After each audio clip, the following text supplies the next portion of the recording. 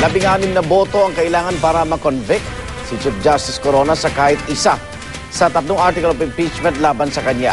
Ang magiging proseso ng pagboto ng mga Senator Judge sa report po ng saksing si Jam Sisante.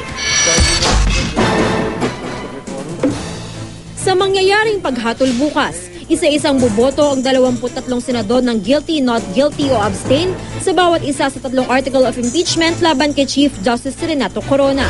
Una riyan ang Article 2 na nag-aakusa sa punong maestrado ng culpable violation of the Constitution at betrayal of public trust dahil sa hindi niya pagdedeklara ng lahat ng kanyang assets sa Statement of Assets, Liabilities and Net Worth o SALN. Sunod na pagbobotohan ng Article 3 o ang pabago-bago umanong desisyon ng Korte Suprema sa mga naisapinal ng kaso, partikular ang kaso ng PASAP versus PAL. Panghuli ang Article 7, kaugnay sa pag-issue ng Korte Suprema ng temporary restraining order sa watchlist order laban kay dating Pangulong Gloria Arroyo at sa asawa nito para bigyan umano sila ng pagkakataong makalabas ng bansa.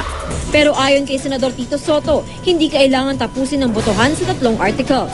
In Article 2, there is an acquittal. We proceed to Article 3. If there is an acquittal, we proceed to Article 7. If in Article 2, there is a conviction, we will no longer proceed to Article 3.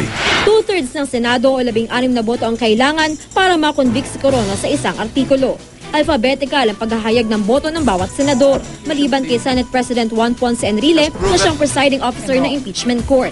Bibigyan sila ng tig-2 minuto para ipaliwanag ang kanilang boto. I think it's always good to put your explanation on a historic vote like this because you don't do this every day. This is a rare, perhaps once every century or once in decades.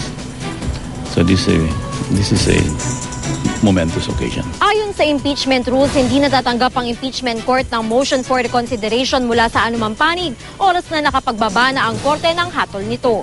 Ako si Jam Sisante, ang inyong saksi.